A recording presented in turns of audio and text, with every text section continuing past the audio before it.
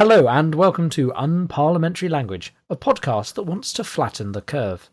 And how are you, Rob? Yeah, I've been better, but I'm getting through it. How are you? Yeah, I think there's probably a bit of that for all of us this week. We've been told off by Boris, and we're all sat inside now. I suppose we're probably going to expand on that over the next half hour to an hour, depending on how long we go on for. This is going to be a bit of a different episode. We're not going to have headlines. I think we're just going to kind of talk about what's going on, the response, and also kind of maybe throw in some of our own anecdotes about how it's been, because I think everyone will know what we're alluding to already with the current pandemic that's going on. So did you want to start anywhere in particular? I guess we should start at home, I imagine. Just the fact that, we are in lockdown along with a lot of the rest of the world. I believe India went on lockdown today or yesterday. Puts 1.3 billion people in lockdown. I think there was a stat that about, was it like 1/7 of the world or something now is under lockdown, and it's only growing, and it's mad for something. I thought it was a quarter at this point. A quarter. Yeah. I guess. Yeah. Adding up the other countries, yeah, that makes sense. It seems mad that something we were sort of fleetingly talking about 2 weeks ago has grown into such a worldwide crisis that's reaching far and wide. And for the meantime, it shows no sign of stopping. Although there are like shoots of hope from places like China, Japan, South Korea that seem to have managed their situation far better than we have here in Europe. That might be something to discuss later in the podcast. Actually, the differing responses and how they've gone all over the world. I think the big warning sign for all of us is what's happened in Italy. A lot of people were saying that Italy is 2 weeks ahead of us. And although over the past few days, I think the death toll had fallen slightly, it had another spike this morning. So fingers crossed they are getting under that control. But what's clear is what's needed at the moment is this big lockdown that we've had at the moment. I think the details of which are changing day by day, I would say, like who's allowed to go outside and what isn't. I know that they've changed in Italy as time has gone on. But at the moment, I think you're now only allowed to go outside your house for one bit of exercise a day, and if you're going to like a pharmacy or a grocery store, or if you've got to go to a key job in which you cannot work. Yeah, I think, we won't dwell on it too much on the basis that, as you say, things are constantly changing. I think the advice that came out on Monday was, stay home if you can, as you say, those four kind of key things. But there's been a bit of clarifying back and forth because, firstly, what counts as a key worker? There was a very good Onion article, which is social influencers shocked to find out they don't count as key workers. I've seen various things going back and forth. And it also depends on what your bosses say and how they implement stuff. So I know that, last week we all went to work from home at the company I work for. But some stuff still needs to be done at the factory. So there will be there are people working in the factory who can safely stay more than 2 meters away from people. And with large scale machinery and stuff like that, it's often not that hard. Whereas there was no point in all the people going into the office who normally go into the office. And I think one of the things that will be interesting to see as fallout from this is there's lots of offices that have kind of clung to the you have to come in from 9 to 5 strategy, as mostly IT-based companies or IT workers have started to move to working from home. And I've seen different industries throughout my career, and I would not be surprised if this, one of the weird things, like 5 years on, we're going to be like, oh, that's what broke kind of the office industry, as it were. Not. I don't mean companies closing down, which obviously could be a concern. I mean that you only need like 20% of your people in the office, and most people can work from home. And I think that's probably something like that will be something we'll see from this. And There's a photo that I'll try and find to put in the show notes of like the cabinet having their meeting over Zoom, and I think everyone this week who works for a company who didn't already have some kind of remote presence software set up has suddenly found themselves using Zoom for 40 minutes. The upside of which, of course, is that meetings have to end after 40 minutes. It's amazing how much more productive they are. You can go back to playing with the cats, baking bread at home, whatever it is you're doing around your work. Precisely. And have you played with the virtual background function that they've got in Zoom? No, because I don't have a green screen, and it said you don't have a green screen, so you can't use it. And I was like, oh, because the one in Skype works for me, but yeah. You don't need a green screen. I haven't got a green screen, and it's working, well, marginally okay for me with a bit of light coming in through the back door as I work from home. But yeah, you can be anywhere you want in the world. I think my boss is in the space station at the moment while I'm in the American office with Stanley behind me, trying my best gym look into the camera. Yeah, no, it's... I think you're right there with the different change to like it might break the old 9 to 5 working habits. I remember when I used to work in my old office, it was kind of said that, you need to be in from 9 to 5 because these are the core hours and this is when business gets done. But now there's no commute. Everybody's kind of logging on at 8. Some people are going, some people are taking a longer lunch break and working later. A more flexible way of working within a team seems to be working, well, this is purely anecdotal, but it's working quite well for us at the moment. So, yeah, if there's any, little things that could come out at the end of this, I think we're going to see quite a few social changes when we get through this. But I think one of those big ones could be the end of the traditional 9 to 5. Yeah, and I just want to add on that I don't know if it's your impression, but I always feel like I get more done when I work from home. I don't know how often, I don't know if you're just adjusting to it or if you've done a fair bit before, but when I think once I got into the work from home lifestyle of, after the first few days in my first job where I did a lot of work from home, once I'd done that for a while, I kind of got into the groove and I was like, well, the only thing that matters is your output, which, for coding is very easy to see the kind of work someone's doing that way. And it becomes part of your life that you log on earlier. And you probably end up working a bit later because, you don't have to run to catch the train and all the other things that happen when you're in a big office.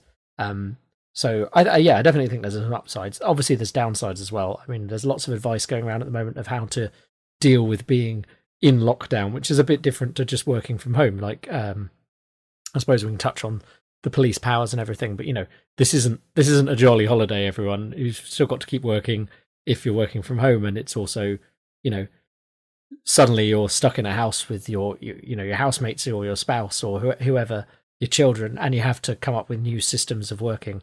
There's a lot of podcasters I listen to who are kind of professional podcasters, and they have a good amount of advice because obviously they've been doing this for like 5-10 years because they just work out of their home office or whatever.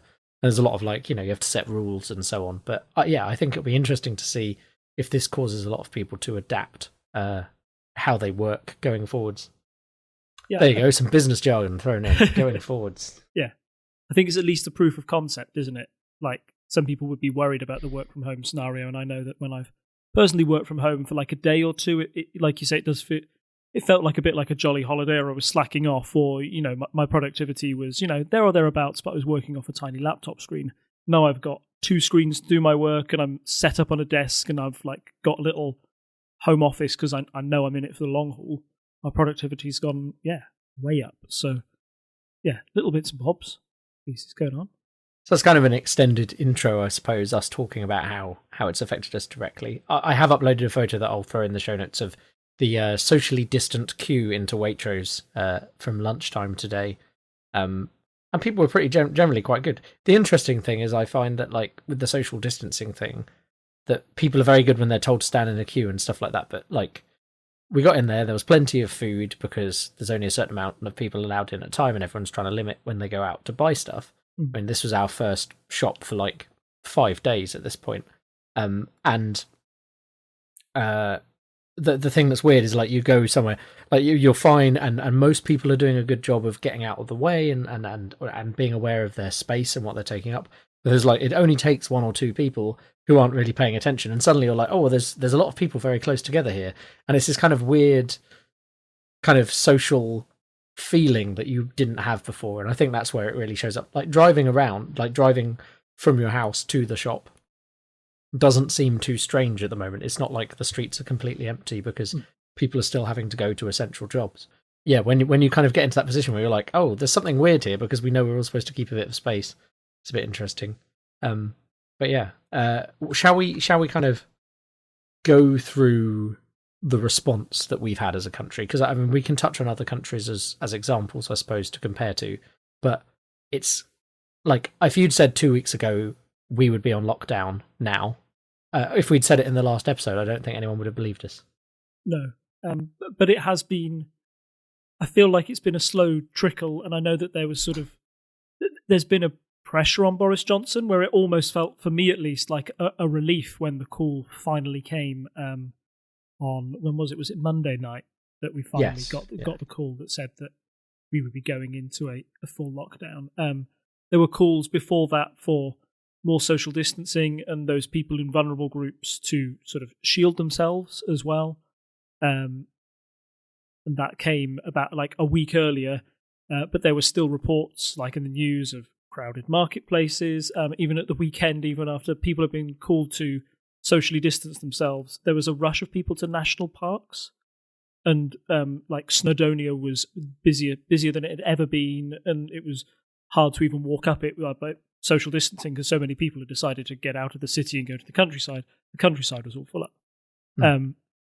So we've had that call, that slow creep. We've had the move away from, jobs and people realizing that they have to stay at home for their jobs, or maybe that their jobs won't be available at all, because one of the other effects that the virus is having is that it's having a big impact on the economy.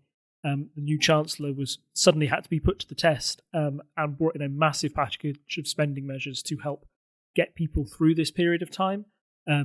There is still some controversy about that. I think particularly over people who are self-employed, what support that they'll get at the moment. I know that one anecdotally at least, that one of my friends who works in the music industry and is self-employed just doesn't know what he's going to do at the moment, doesn't know where he can get the support because it wasn't there before.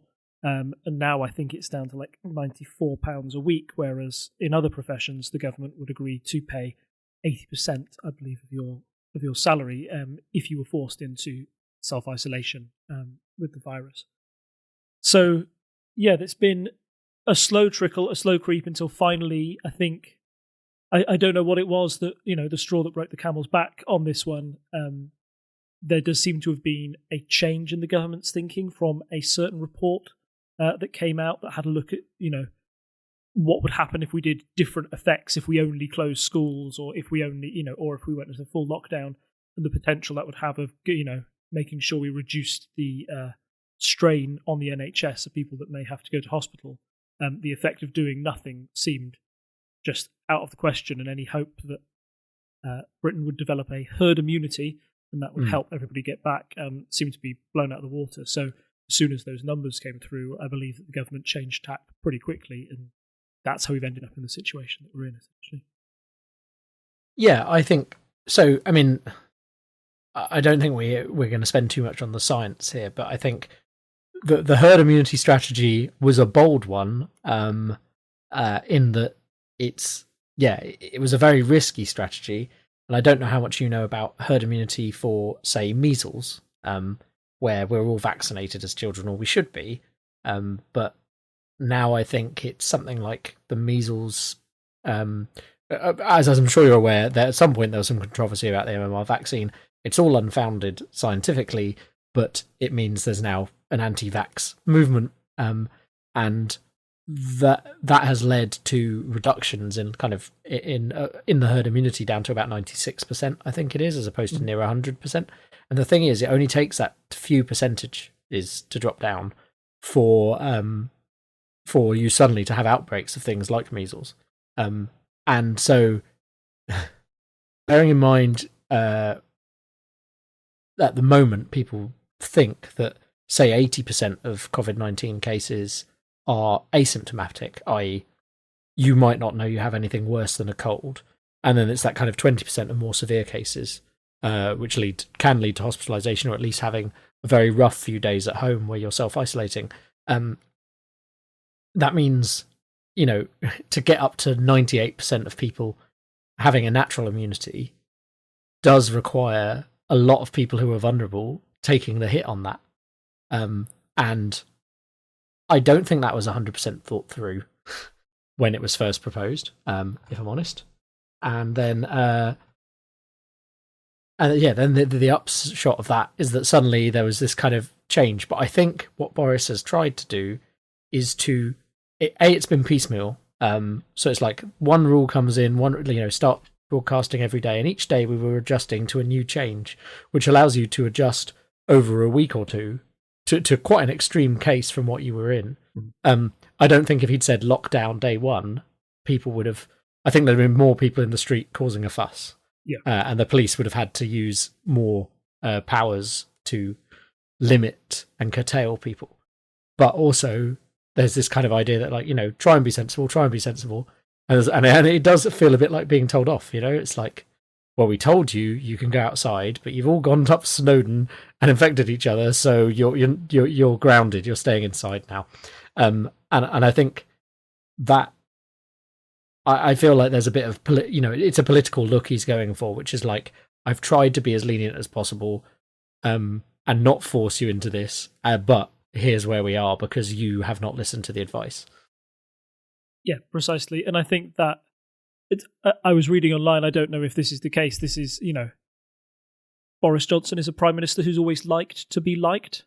He wants to be popular, and these measures he knows will most likely make him not popular, or at least if he'd brought them in right at the start. There's certainly be a change in narrative amongst a lot of commentators from, oh, this is nothing to worry about, to, oh my goodness, this is serious. A good example of that is the Washington Post posted a video on Twitter about how Fox News had changed its coverage. We'll touch on America later, but that was one where they really were going, this is an overblown thing that the Democrats are using to stop President Trump, to all of a sudden a week ago saying, no, this is really serious. You've got to take it seriously, or there could be serious repercussions. I'm not saying that Boris Johnson has been not taking it seriously from the start, but as you said, if he'd done it from day one, I think he would have been far more unpopular. I know on Friday, was it, when they shut the pubs, there was kind of, some people went, thank goodness, that's a sensible decision, but equally I saw on lots of social media feeds people going out for one last hurrah, and I almost felt like screaming at my phone, like going, no, that is literally not the point of, you shouldn't all be flocking to the pubs because they're going to close. He's telling you shouldn't be going to these places at all. I mean, it happened to me, so I was traveling for work. I was not traveling outside of the country. I think we'd already, convinced work that should not be happening. I mean, having business in China and stuff like that means we'd already seen shut down on the routes we would have been taking anyway. So it was, it was kind of a response because of that. But I was in the factory on a whatever day it was. I think it was a Tuesday, and I had arranged to meet up with a friend for dinner. And that news kind of broke, and I was, I missed the news that was like, if I'd turned up to the pub and it had been entirely closed, obviously I would have turned away, but I turned up and because it was a pub hotel, it was still open at that time. And so I went in, and my friend and I had dinner and a drink. And then the next day it's like, no more pubs. So, it's been interesting. And I think when that first thing happened, it was a bit more of a shock. Not trying to 100% absolve myself. I probably shouldn't have gone to the pub, but it didn't have many people in it. And I had to eat that evening, and other stuff hadn't really closed down. I think there's a bit of a difference if people were going out clubbing after they were told everything's going to shut that night, which I heard some people doing. But then, it's interesting. So, like, on the Sunday, that weekend where they were like, it's Mothering Sunday, don't go see your parents because they're quite old, and all these other things. 1.5 million people told to stay at home because they were more vulnerable, and there was like a text, I believe, went out, and also letters. You might be able to say more to that since you do some work with the NHS, so you might have be more aware of that.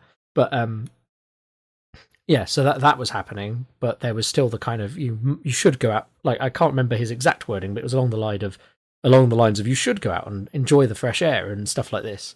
And you saw some there's a park in London near where a friend lives, and it has a market on Sundays, and it was properly rammed. Everyone ignoring social distancing rules.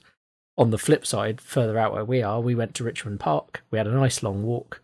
And it was quite easy to stay away from people, and I think most people were trying to, at least. Like, it was kind of, but again, like, if you're funneled into a small inner city park, it's a lot harder to keep those rules up. So, but then even as we were leaving, we thought we'd done something wrong because we saw the police closing the gates, but they were closing driving traffic, presumably to limit people coming from further away than walking distance. Yeah. So we were like, once we looked that up and we were like, okay, it's not closed, we haven't done anything wrong. We were like, but it it's amazing how that suddenly changes. Like, a few weeks ago, if we'd seen the police closing the park, we'd have worried it was, someone like an attack or something. And now it's part of daily life.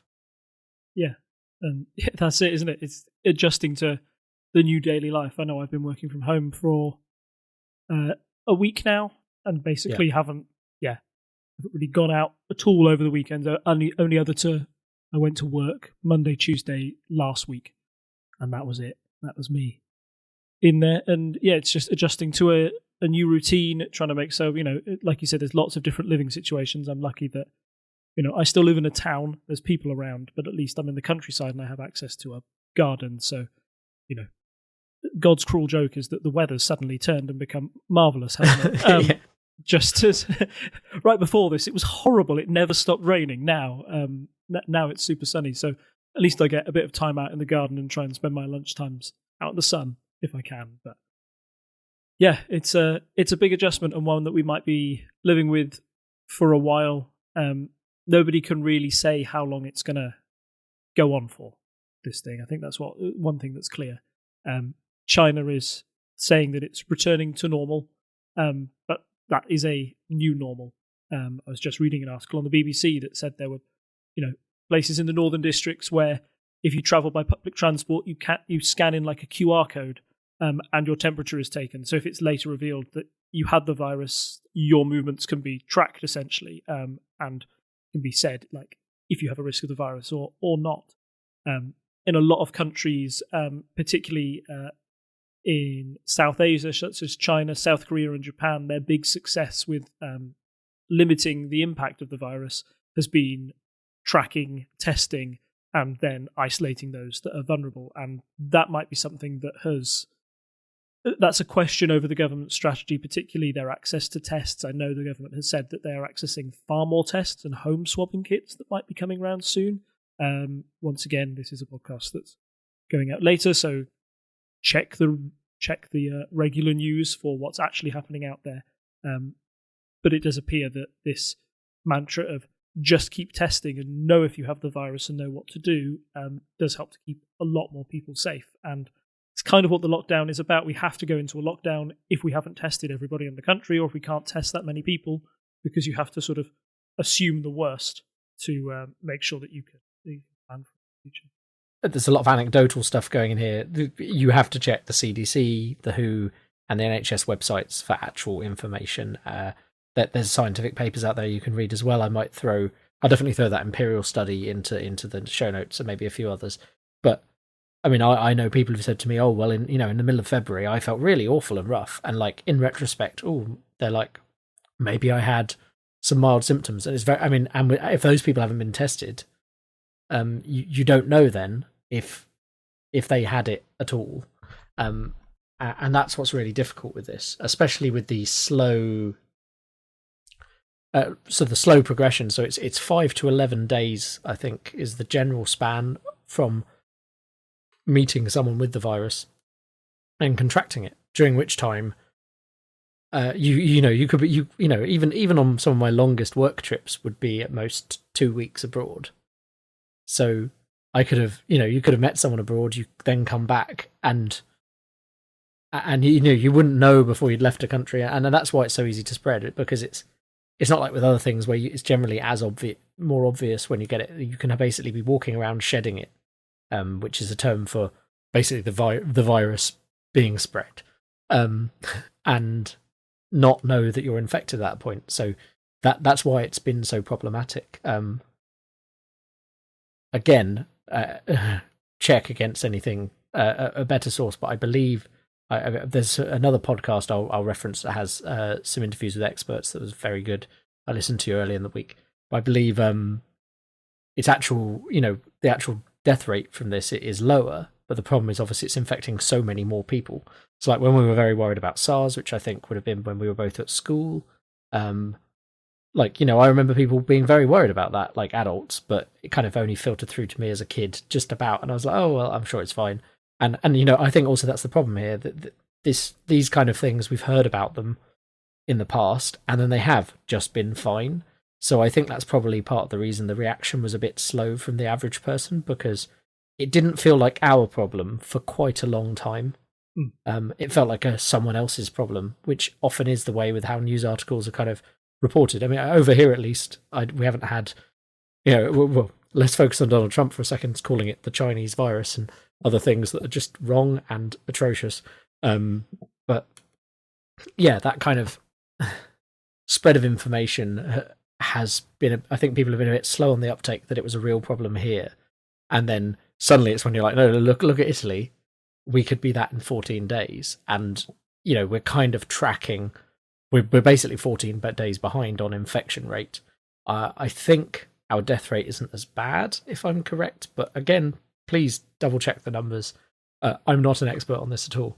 But yeah, I mean, there are some discussions about, the north of Italy. Italy has more social gatherings with a whole range of age ranges, and they also have a slightly older population on average, I think, than we do. So there may be some differences there in who's more susceptible, but still, the number of cases seems to be tracking very closely, with about a 14-day delay. So there's a reason the government is suddenly like, if in 14 days we were going to be reporting those numbers, then it's no wonder the government suddenly changed tack along with those projections from Imperial.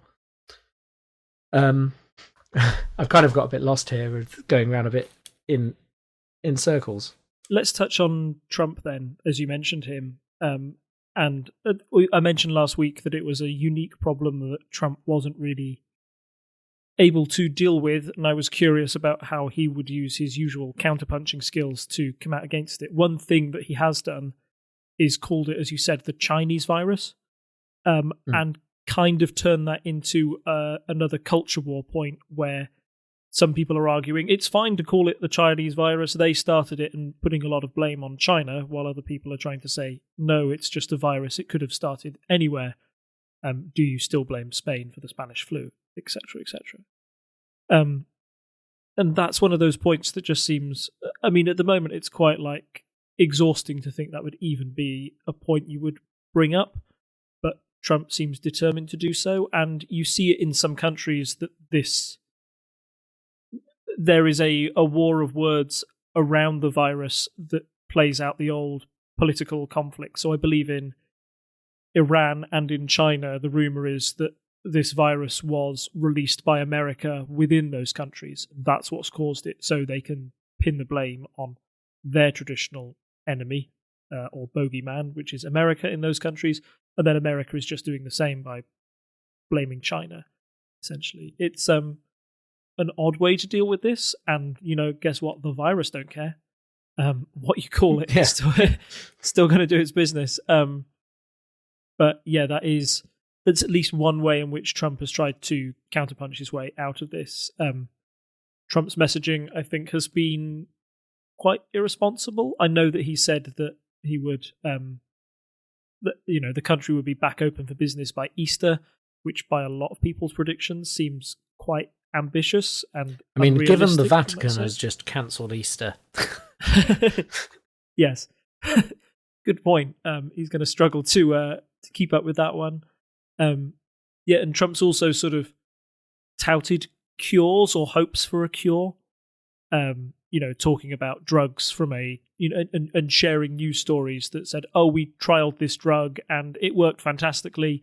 Although when you actually go ahead and read the article that Trump shared himself, it goes to say this is anecdotal and doesn't really stand up to any pure scientific reasoning. So it's probably not going to be the surefire answer that you've hoped for. Trump seems to be walking a fine line of trying to give the American people hope and comfort, while also he has to also bear the bad news, or do the stuff that Boris Johnson is actually doing at the moment, which is Boris is being more realistic about the situation, I feel, at least. That's one thing. Whatever you think of Boris Johnson before this, I at least believe that he has been honest with the British people about the potential impact this virus may have. Yeah, no, I think that's a good point, because it's interesting looking at approval ratings all over the place. So in America, there's a whole political response that their bill has been going to the Senate. You have the Democrats trying to put through funding for things and other things going on, and it's very, very political. And you do wonder what this would have been like if we hadn't had the general election and we hadn't had a big Tory majority. You'd have hoped that all the parties would have come together to deal with it, but it would have been a very interesting, alternate history here. What would have happened if votes were going one way or the other in Parliament. Or maybe we can touch on the bill that's just come in before Parliament is closed today later. But I think one thing I've heard multiple people saying, and I've said it myself, is, whatever you may feel about Boris Johnson himself and his tactics he's used up to now, he has done a very good job of being like, this is a crisis, we're doing this. Maybe some of his messaging could have been better, but and there's as we discussed, there's the whole maybe we should have responded a bit faster. But it's a far cry from the kind of stuff Trump is doing, and at least it does give you some hope that in an actual crisis things can be different, and it's also completely thrown any mention of Brexit kind of out the water. Yes, I feel that if we want to briefly touch on Brexit, which we always do in this podcast, so let's do at least once. I know that Boris had said that he hoped to get the trade talks done by the end of the year. I would say that's practically impossible now, and I think both parties would probably resolve to say that, mutually agree that, yes, circumstances have changed to the effect that it might be unrealistic to get Brexit negotiations done by the end of the year, and that people tend to have a few more pressing things on their mind at the moment. I saw a lot of people when the pubs closed, just people just saying, "God, I miss Brexit." When that in 2 weeks we've gone from we don't want any more Brexit to we miss Brexit. So yeah. If you want to briefly touch on the bill, I don't know much about the ins and outs of it. All I do know is I know that Robert Peston was talking about it and saying that it is probably one of the most far-reaching bills that we've ever had, and gives the government power that it probably hasn't had since World War II. The effect of what it can do, that the fines it can impose on people, and the amount of control the government now has over various aspects of our lives. I talked about the Chancellor of the Exchequer's promise to sort of like start paying 80% of people's wages as well, which is kind of nationalisation, not really, but it's a huge bit of state aid. I think if you told anybody during our general election campaign that within the next 6 months the Conservatives would be offering that sort of money to the general electorate and be taking on a lot of extra debt as a consequence, people would have laughed you out the room. People would have. It is an amazing, and I suppose that's what I mean. Like, in the event of a crisis, and you can quibble about timings and whether it's enough, and people always will, because that's how political commentary works. But it was surprising to see a Conservative Chancellor get up and be like, so I think it was the phrase "no limit" on one of the things he was offering, which I can't remember which one that was. It may have been the 80%, but basically, in order to stop people just being fired willy-nilly, and I have friends on Facebook who have gone through that. There were people who were losing their job, being told there's no point in coming in tomorrow, hours before that announcement. So it didn't. It could have come sooner for some people. So obviously, people who've lost their jobs. That's terrible.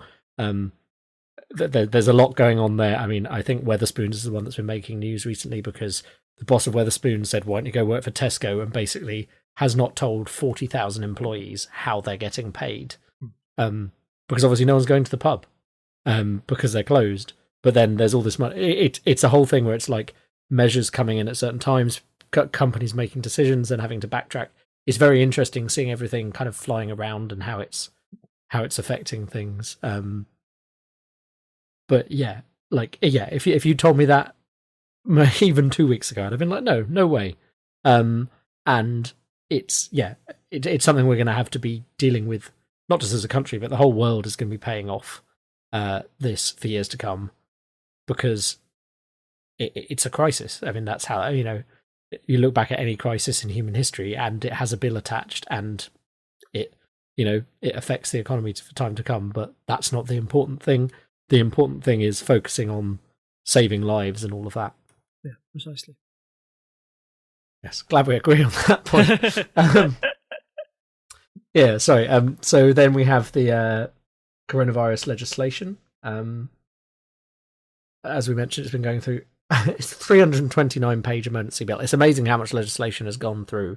And I know that one thing, it used to be Brexit cast. It then became newscast because they were like, well, we've officially Brexited, so we're going to shift this. It's now the coronavirus podcast, I believe. So they've been adapting to this, but they were talking about it in the latest episode. And yeah, the kind of the points they were saying is that there's a lot of legislation suddenly happening. So there's bound to be cracks and loopholes and things that people fall through no ill will, but just because if something's been rushed through quickly, there will be flaws in that legislation. But I've posted a summary article from the BBC. They've had a load of rules. So they've allowed retired NHS workers to come back. There's these 405,000 volunteers signing up to help the NHS, like with taking stuff to vulnerable people and so on. There's lots of sections about rules, things like, I mean, it's stuff that the average person might not even stop to think about yet, but they're increasing the use of audio and video links in courts so that not everyone has to be present in the courtroom, which of course is a sensible measure, but like you forget that has to be, for something like that, it's not like us where we can just say we work from home now because the internet exists. Sometimes there are legal reasons why something was previously different, and they just have to. Yeah, the big things we've already touched on. Shutting down pubs, like that's basically going in as a law. So you can now be fined. There's a legal measure if you are a pub owner who does not shut down. There's a whole list. There's the sick pay that we've mentioned. So you can now reclaim statutory sick pay immediately. So there's normally a 3-day waiting period. Most companies that all the companies I think I've worked for have waived that and always done like statutory sick pay from the day you're ill.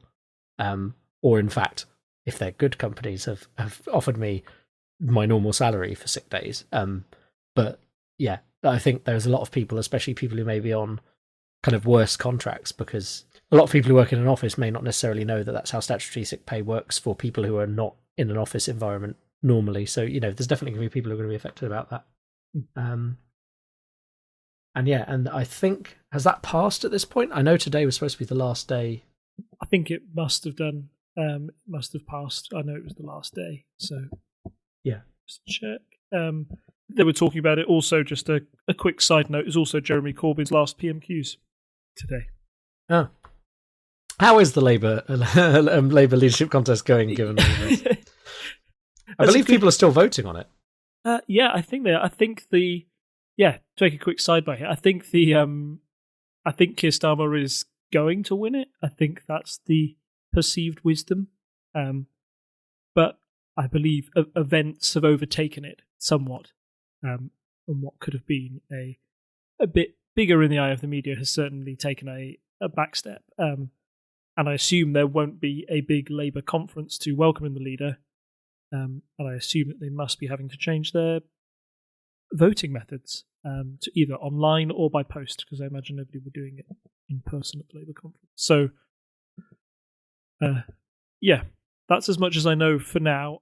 I'm just going to mention, while all that legislation and stuff is being mentioned, that there's a very good BBC article I'll put in the show notes called "What?" Well, its full title is "What are the new restrictions and why they needed?" But the actual short title they have on the BBC website is "What is banned and what isn't banned," which a helpful explainer. Yes. Yeah. Going back to Labour Party leadership elections, then we're meant to get the result on April 2nd. So that is creeping up on us. And the latest polls that I've seen from YouGov and from Survation on the 25th of Feb and the 24th of Feb showed Starmer with a final preferences lead of around about 64-66%. So it looks like Starmer will win that one, rather than Rebecca Long-Bailey, who looks to coming in second place, and Long-Bailey was sort of the Corbyn endorsed candidate. So it looks like, at least in the short term, that Corbynism will be put to one side in the Labour Party. I don't think that you can stop a movement like that entirely, and I think those people will stick around, and that Keir Starmer or whoever ends up leading the Labour Party will have to do something to appease that group. But yes, it certainly has. It's taken a back step a little bit. I think we would be getting to the crunch in the contest, but now, I haven't really heard a peep about it for a long while. Yeah, and not surprising, really. It's kind of fallen by the wayside. I did see some people on Facebook saying today's the day to vote. I don't know. I assume that was done as some kind of postal or online ballot. They were saying today's the day to vote. # person they support. So, yeah, there's definitely, it is one of those things that's kind of fallen by the wayside. But obviously there are people out there who are still invested in that, Labour members who can vote on it. So, I think it's surprising. I suppose I would have thought that would have been our big story about this time of the year, and suddenly it's disappeared. Because, everything is taking a back seat right now, and rightfully so. There's only so much we can say. I suppose the benefit is leaving this as some kind of time capsule of what it was like in the moment, our kind of thoughts and feelings. But I don't think there's much else we can say. Things are changing so quickly that pay attention to the news, pay attention to all of those sources we've mentioned. Yeah. Stay safe, stay home. Yeah. Yes. All of that jazz. Remain indoors. Do not mention the event. I've been watching those. They're good. Sorry, they've been. They're very good. Dark humor. And on YouTube, there is a playlist of all of them, back to back, and it's almost more interesting watched as a small serial as opposed to every week in the middle of a load of other sketches. But yeah, so I suppose we're going to move on quickly to a quick polls update. Yep. And I suppose maybe the most that's another thing that's been affected, because I think I've seen a lot of talk back and forth about whether primary votes are going to happen, how they're going to have to be changed, and all of that. How's it going for? Well, I think it was mostly down to Biden and Sanders, wasn't it? Yes, it was last time we talked, and since then, I think Joe Biden took a key victory in the state of Florida, which really helped his chances. Florida as a key swing state in the election, so winning there is seen as quite important, and it also nabs you a lot of delegates. Having a look at the recent 538 tracker, it puts Biden on a 98% chance of victory, with a 2% charge of no one, and then Sanders and other people who've dropped out have a less than 1% chance of winning the nomination. So it's been a huge swing for Joe Biden, and the more primaries that go ahead, the more he consolidates his lead. Now, a Sanders fan will say, look, there's still a long way to go in this contest, and if Sanders sweeps states, he could be back in it. But the problem is, once you've dropped down to 2, it's very hard for the other candidate to have it's very hard for the person who's in the lead to have an awful night and to lose a lot of delegates. And it's getting to the point now where, even though it's not mathematically impossible, it's more and more improbable for Sanders to get that nomination. So it looks like we're heading for Biden versus Trump in 2020. Yeah, and I suppose we should go to our normal comparison. I think I've got it higher up. It's not in our actual current chat, but the president general election poll. And this has been staying kind of steady. Just having a quick scan. Back to March 18th. So as long as you don't click show more polls on that first part that loads, currently none of them are going Trump's way. But the margins can be quite small. We're talking, I think the smallest I can see there is... Oh, there's a 50-50 actually. That's the smallest I can show, and that's Sanders versus Trump. But given that Sanders is very unlikely to win, the one you want to look at there is actually Biden versus Trump, where it's a 2% difference, 51 to 49%. But yeah, it does look like at the moment Trump is polling poorly compared to either Democrat. Yes, there's a lot of there's a lot of ground to go until 2020, and the success of the impact of the coronavirus and the potential impact that has on the economy and how successful Trump is with dealing with that, that could make or break his election chances. We've always said that it's quite hard to really judge an effect. It's very hard to win an election when the economy's in the doldrums. Now, people might understand the reason behind the economy being in the doldrums now. Like we've mentioned, this is a crisis that has a bill and it must be paid, and you'd much rather, have the economy be the one affected rather than people's lives. I'm just having a look at the approval ratings for Donald Trump. In the recent days as well, his approval rating has shot up a little bit, or at least his disapproval rating has gone down from 52 to 50. So it appears that, you do have a sort of rally round the flag effect when you have these crises going on. People just say, look, we've got to get behind the leader and do as they say. So that might have a short-term bump for Donald Trump in the polls, but it's the long tail of this effect, how long it goes on, how well he's able to manage that I think will be one of the defining characteristics when we get to November of this year and see how the campaign goes. That's actually that's one point I almost raised earlier, and kind of we moved on, and I would like to just touch on that. It is, as you say, in a crisis. So I think it was President Macron in France had a 51% approval rating the other day, and that's almost unheard of for a French president.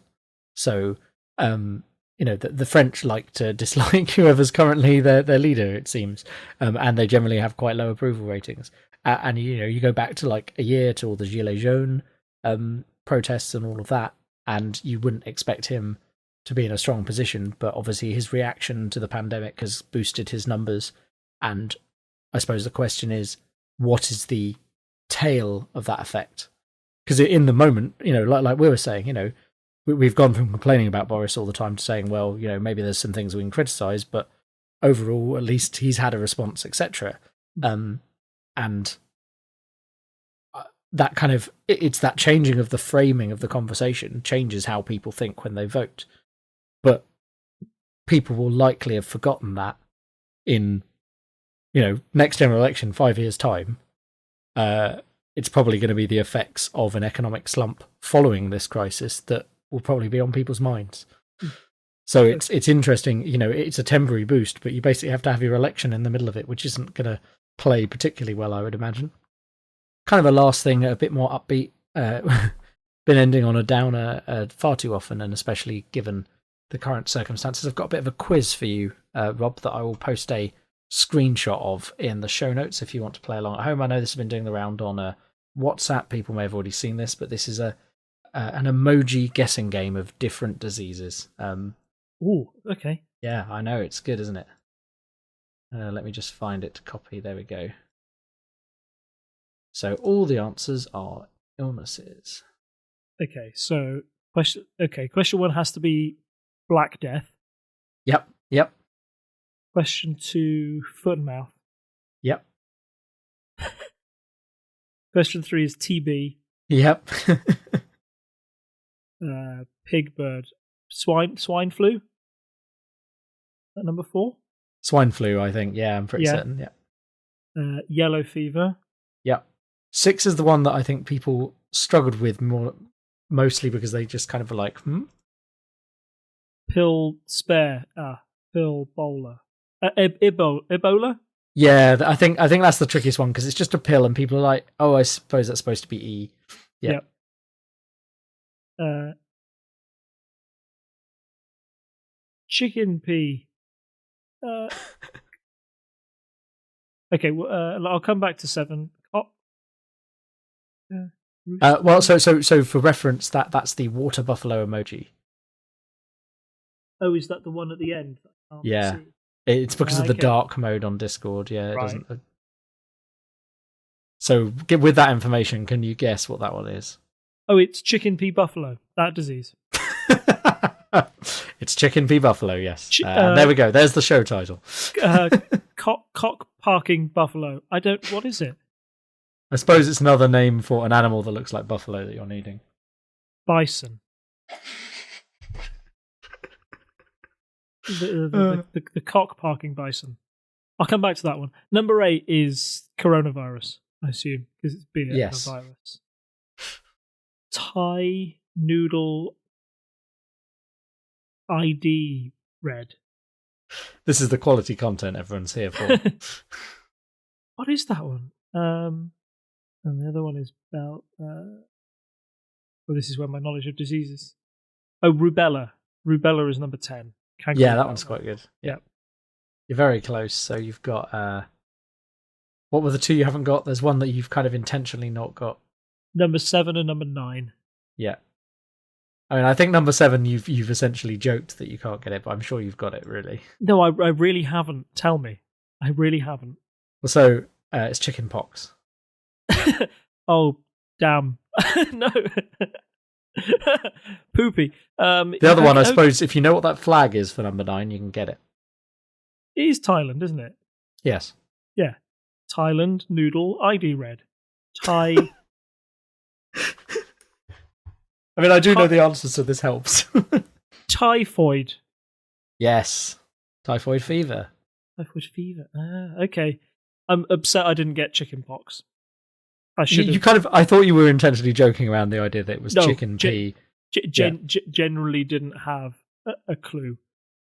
Well, as I say, there'll be a picture of that in the show notes so you can see what Rob was struggling with there. Dark mode on Discord makes it.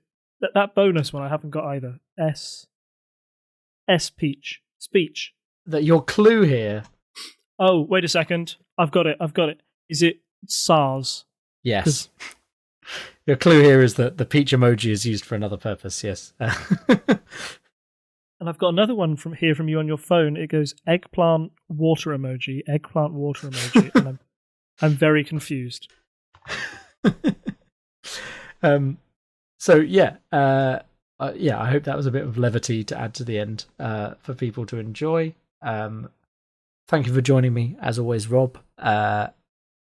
Adding your insight, even if it's an interesting time right now and there's not so much politics going on. It's always good to chat, and it's good to have these online chats at the moment, given the situation as well. So thank you for joining me. Thank you to our listeners for listening.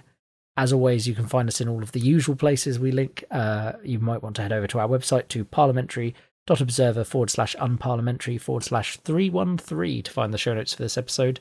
And of course, the best thing you can do is subscribe to the podcast, share it far and wide, tell your friends, tell your family. They're stuck inside. They probably need to listen to something. I mean, it's not a funny joke. I'm just saying, podcasts. Some people listen to podcasts on their commute. I listen to them most of the day, so I think I'm probably listening to more podcasts now than I normally do. So if you know there's someone who might be interested in our back catalogue, some of our specials, or even into listening to our more recent episodes, throw them our way. And you can always support us as well at patreon.com/TTSS, where I post all of the show notes, and there's also a patron-only feed of like silly edits and other things that come out from each episode.